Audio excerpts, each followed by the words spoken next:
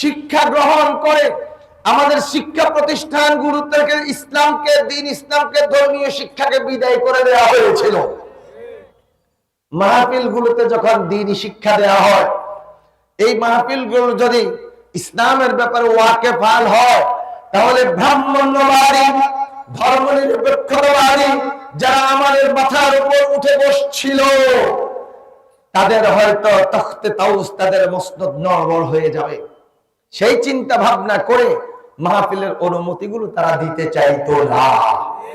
ঠিক না বেঠে?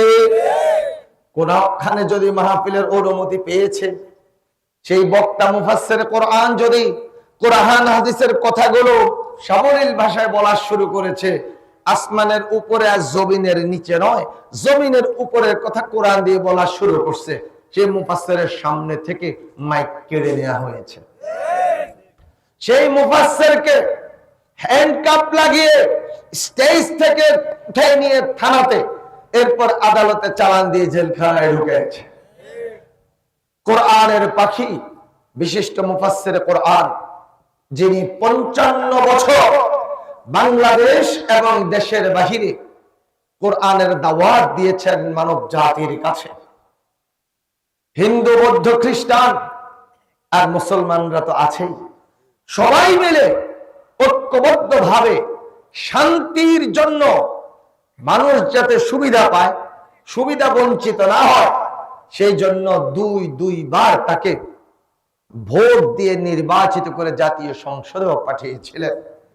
তার জনপ্রিয়তা, তার কোরআনের তাফসীর, মানব জাতির পক্ষ থেকে তাকে ভালোবাসে, সেই ভালোবাসা, এগুলো সেই ব্রাহ্মণ্যবাদীরা, সেই নমরুদ ফেরাউনের প্রেতাত্মারা সহ্য করতে না পেরে তাকে অ্যারেস্ট করলো। যার নাম আল্লামা দেলোয়ার হোসেন সাঈদী, সেই দেলোয়ার হোসেন সাঈদীর নামকে পরিবর্তন করে তাকে বানিয়ে দিল দেলু শিকদার, যিনি দুইবার এমপি হয়েছেন। তার সেই জাতীয় সংসদ সদস্য যে এলাকার, সেই এরিয়ার মুসলমানের চেয়ে হিন্দুর সংখ্যা বেশি, আর হিন্দুরা ভোট দিয়ে ওনাকে এগিয়ে দিয়েছেন। শুধু হিন্দুরা বলেছে, হুজুরকে ভোট দেবো, আমরা একটু শান্তি পেতে চাই। তিনি কোনো দুর্নীতির সাথেও ছিলেন না, খুন খারাপির সাথেও ছিলেন না, জেনা ব্যভিচারীও ছিলেন না।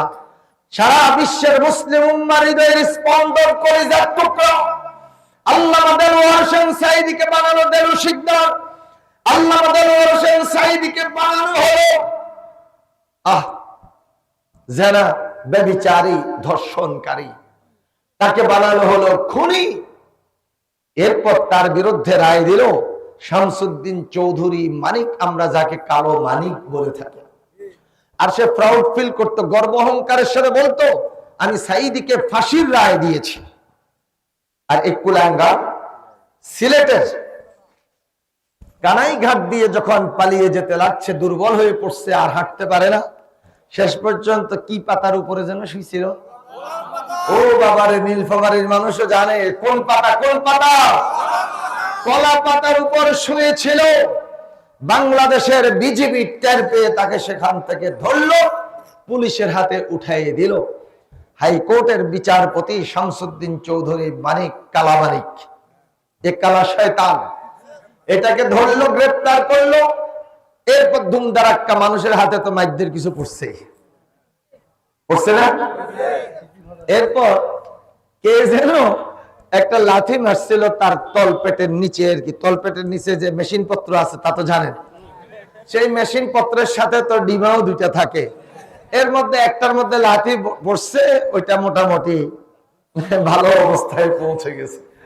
সুধী মণ্ডলী, আল্লাহর কালাম কোরআনুল কারীমের পাখির বিরুদ্ধে তুমি ফাঁসির রায় দিয়েছ, জনগণ তোমার বিরুদ্ধে রায় দিয়েছে, আল্লাহ তোমাকে অপদস্থ করেছে, অসম্মানিত করেছে। কথা বলেন ঠিক না? আমার বন্ধুগণ, বাংলার জমিনে আমরা 15 বছরের 7 মাস আল্লাহু আকবার ধরে দিতে পারি নাই, কোরআনের কথাগুলো আমরা সাবলীল ভাষায় স্পষ্ট কণ্ঠে বলতে পারি নাই।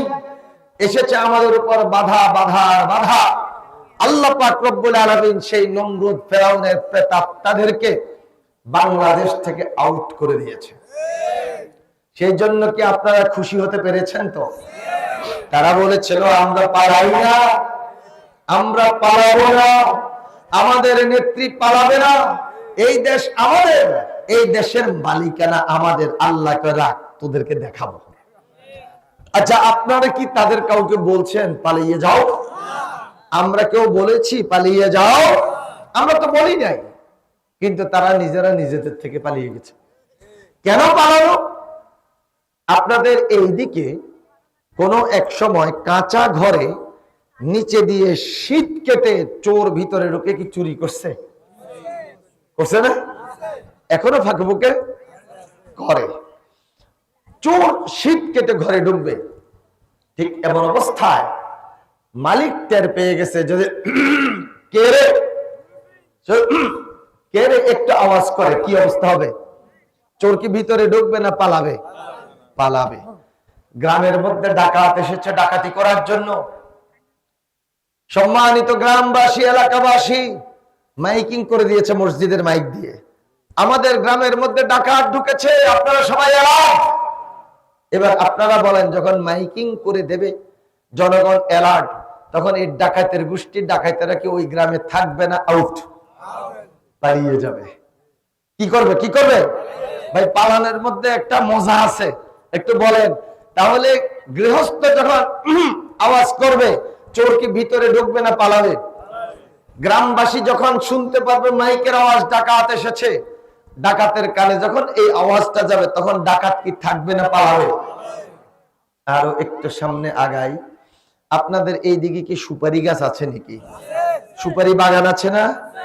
রাতের বেলা কোন একটা যুবক কোন এক যুবতীকে ধরে দুইজনে মিলে চলে গেছে সুপারি বাগানে, আর বাকিটা আপনারা বুঝে নেন। হঠাৎ করে কেউ না কেউ টর্চলাইট মেরে বেড়ে যাচ্ছে, মনে হয় যেন এখানে কোনো মানুষের আনাগোনা আছে। টর্চলাইট মেরে দেখে যে অপ্রীতিকর অবস্থায় যুবক আর যুবতী। এটা বলার সাথে সাথে যুবক যুবতী কি থাকবে না কাম সারাইয়া কাম ছেড়ে দিয়ে পালাবে? তাহলে ওরাও পালায়। আমার বন্ধুগণ, হযরত আদম আলাইহিস সালামের থেকে শুরু করে এই পর্যন্ত পৃথিবীর ইতিহাসে সরকার উত্থান পতন হয়েছেই, ঠিক না বেঠিক? এক সরকারের উত্থান, আরেক সরকারের পতন, এক সরকারের পতন, আরেক সরকারের উত্থান। কিন্তু পৃথিবীর ইতিহাসে এরকম একেবারে আন্ডা বাচ্চা সহ সব পালিয়ে গেছে, এরকম কি পৃথিবীর ইতিহাস যদি আপনারা পড়েন, কোথাও এরকম নজির নাই, ঠিক না বেঠিক? প্রধানমন্ত্রী আছে না পালাইছে? মন্ত্রী পরিষদ আছে না পালিয়েছে? এমপিরা মনে হয় পালায় নাই, পালিয়েছে। 300 এমপি সংরক্ষিত আসনের আরো 330 জন মাইক্রোস্কোপ দিয়ে খুঁজে পাওয়া যাবে না। বড় নেতা, মেজু নেতা, ছোট নেতা, এরপর পাতি নেতা, হোমরা, সোমরা, যা কিছু আছে সব পালিয়ে গেছে। কথা কোন ঠিক না? কেন পালিয়েছে? কারণ আল্লাহ পাক রব্বুল আলামিন এই দেশের মালিকানা দিয়েছে মুসলমানদেরকে। এই মুসলমানদের মালিকানায় যে বাংলাদেশ, এই বাংলাদেশে নমরুদ ফেরাউনের প্রেতাত্মারা, চোরের গোষ্ঠী চোরেরা লুটপাট করেছে, ছিনতাই করেছে, ডাকাতি করেছে, জেনারে বিচারে লিপ্ত হয়েছে। তারা এই 15 বছর 7 মাসে এত অন্যায়, এত অপরাধ, এত জুলুম করেছে, তারা নিজেরাই বুঝতে পেরেছে আমরা যদি না পালিয়ে যাই, দেশের জনগণ ভিমরুলের মতো আমাদেরকে ধরবে, আমাদের হাড় গোড় ভেঙে আমাদেরকে কবরে পাঠাবে। অতএব আমরা জীবন বাঁচানোর জন্য আমরা পালিয়ে যাই, ঠিক না ঠিক? তাহলে আমরা কেউ তাদেরকে পালিয়ে যেতে বলছি? নিজেদের অপরাধ বোধ থেকে নিজেরা পালিয়ে গেছে। এই অবস্থায় আমাদের বাংলার জমিনকে আর কোন ফ্যাসিবাদের হাতে তুলে দিতে চাই না। এক চান্দাবাজ, ধান্দাবাজ, ধোঁকাবাজ বাংলার জমিন থেকে পালিয়েছে, নতুন করে আবার কোন ধান্দাবাজ, চান্দাবাজ, ধোঁকাবাজ, ইসলাম বিরোধী মানব রচিত মতবাদের ধ্বজাধারী কাউকে বাংলার মস্তদে আর আমরা বসতে দেব না, ইনশাআল্লাহ। আমরা মুসলমান, আমাদের সংবিধান হচ্ছে কোরআন। একটা আওয়াজ করেন, আমাদের সংবিধান কোরআন দিয়ে রাসূল করিম সাল্লাল্লাহু আলাইহি ওয়াসাল্লাম রাষ্ট্র পরিচালনা করেছেন। সেই রাষ্ট্রের মধ্যে কি শান্তি ছিল না অশান্তি ছিল? হযরত আবু বকর রাদিয়াল্লাহু তাআলা এই কোরআন দিয়ে রাষ্ট্র পরিচালনা করেছেন। প্রধান বিচারপতি ছিলেন ওমর ফারুক রাদিয়াল্লাহু তাআলা আনহু। ওমর রাদিয়াল্লাহু তাআলা বলেছেন, খলিফাতুল মুসলিমিন আমিরুল মুমিনিন, রাষ্ট্রীয় অর্থ মন্ত্রণালয় থেকে প্রত্যেক মাসে আমাকে বেতন দেওয়া হচ্ছে। আমি এতদিন পর্যন্ত বিচারপতির আসনে আছি, একটা বিচারও তো আমার কাছে আসলো না। অতএব এই পদ বিলুপ্ত করেন, আমাকে অন্য কোনো কাজে লাগান। আবু বকর রাদিয়াল্লাহু তাআলা বলেন, বিচার আসে নাই, আসতে তো পারে, কিন্তু বিচার আসলো না কেন? মানুষগুলো কোরআন পড়েছিল, কোরআনের আলোকে নিজের জীবনকে রঙিন করেছিল, যার কারণে মানুষের মধ্যে বিবাদ বিসংবাদ, হিংসা, হানাহানি, কানাকানি, কাটাকাটি কোনো কিছু ছিল না। সেখানে ছিল শুধু শান্তি। আর ওমর রাদিয়াল্লাহু তাআলা রাষ্ট্র পরিচালনা করছে নতুন আইন বানাইয়া, নাকি না কোরআন দিয়ে? কোরআন দিয়ে। শান্তি ছিল না অশান্তি ছিল? ওসমান রাদিয়াল্লাহু তাআলা রাষ্ট্র পরিচালনা করেছেন ব্রিটিশ আইন দিয়ে, রোমানদের আইন দিয়ে, পারস্য আইন দিয়ে, কি দিয়ে কি দিয়ে কি দিয়ে বলেন? কোরআন দিয়ে। রাসূল সাল্লাল্লাহু আলাইহি ওয়াসাল্লামের জামাই ফাতেমা জোহরা রাদিয়াল্লাহু তাআলা আনহার স্বামী নামটা কি? মাশাআল্লাহ, জোরে বলেন। হযরত আলী রাদিয়াল্লাহু তাআলা, তিনি কি রাষ্ট্র পরিচালনা করছিলেন নতুন করে আইন তৈরি করে, না কোরআন দিয়ে? আবার বন্ধুগণ, তাহলে রাসূল সাল্লাল্লাহু আলাইহি ওয়াসাল্লাম বেশি বুঝেন না কম বুঝেন? তিনি বেশি বুঝেন। তিনি কোরআন দিয়ে রাষ্ট্র পরিচালনা করেছেন। খোলাফায়ে রাশিদিন কোরআন দিয়ে রাষ্ট্র পরিচালনা করেছেন। তখন পৃথিবীর বুকে শান্তি ছাড়া আর অন্য কোনো কিছু ছিল না।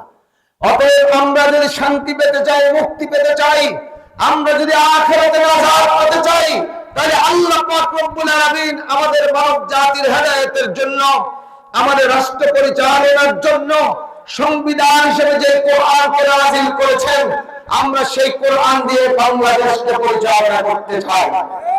সবাই কি রাজি আছে? আমার বন্ধুগণ, এই কাজ করতে গেলে, রাষ্ট্র পরিচালনার দায়িত্ব যদি আপনি নিতে চান, তাহলে কোরআন দিয়ে আপনি মানুষগুলোকে গড়তে হবে, মানুষের কাছে কোরআনের দাওয়াত পৌঁছাই দিতে হবে। এরপর পর্যায়ক্রমে মানুষ ম্যান্ডেট দেবে, আল্লাহ পাকের উপর তাওয়াক্কুল করে রাষ্ট্র পরিচালনা করতে যাবেন। এবার কথা হলো, কোরআন দিয়ে রাষ্ট্র পরিচালনার জন্য যদি আপনি উদ্যোগ গ্রহণ করতে যান, এই পথটা অত্যন্ত কণ্টকাকীর্ণ। সেখানে আসবে আঘাত, সেখানে আসবে হামলা, সেখানে আসবে মামলা, এমনকি প্রয়োজন যদি হয় আপনার জীবনটাও দ্বীনের জন্য, ইসলামের জন্য, কোরআনের জন্য চলেও যেতে পারে। ঠিক না ঠিক? প্রিয় ভাইয়েরা আমার, আজকের এই মাহফিলের শুরুতে নীলফামারীবাসীর পক্ষ থেকে জানতে চাই, যদি আল্লাহর কালাম কোরআনুল কারীমকে প্রতিষ্ঠার আন্দোলনে কাজ করতে গিয়ে আল্লাহর সন্তুষ্টির জন্য, এই কোরআনকে প্রতিষ্ঠার জন্য নিজের জীবনকে উৎসর্গ করার প্রয়োজন লাগে, শাহাদাতের পেয়ালা পান করতে হয়, জীবন দিতে হয়, নীলফামারীবাসী দেখতে চাই কারা কারা আল্লাহর কোরআনের জন্য জীবন দিতে প্রস্তুত।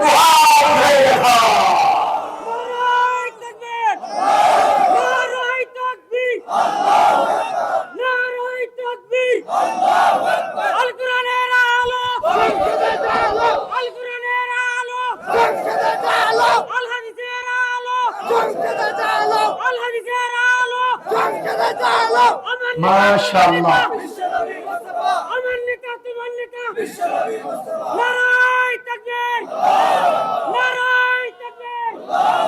মাশাআল্লাহ, আলহামদুলিল্লাহ। আমি ভাইকে স্টপ করাতে চাই নাই এই জন্য যে ভাই একটু দিল খুলে আল্লাহ পাকের তাকবীরটা দেখ, আপনারাও দেন। কারণ আপনারা 15 বছর 60টি মাস এইভাবে দিলটা খুলে আপনারা তাকবীর দিতে পারেন নাই। তাকবীর দিয়েছেন, এরপর আপনার ঘরের মধ্যে চলে গেছে হামলা। তাকবীর দিয়েছেন, সেই পুলিশ বাহিনী আপনার ঘর থেকে আপনাকে অ্যারেস্ট করে নিয়ে গেছে। তাকবীর দিয়েছেন, সেই মুফাসসিরকে স্টেজ থেকে নামার আগে হ্যান্ডকাপ লাগায়া থানায় নিয়ে গেছে। ঠিক না বেঠে?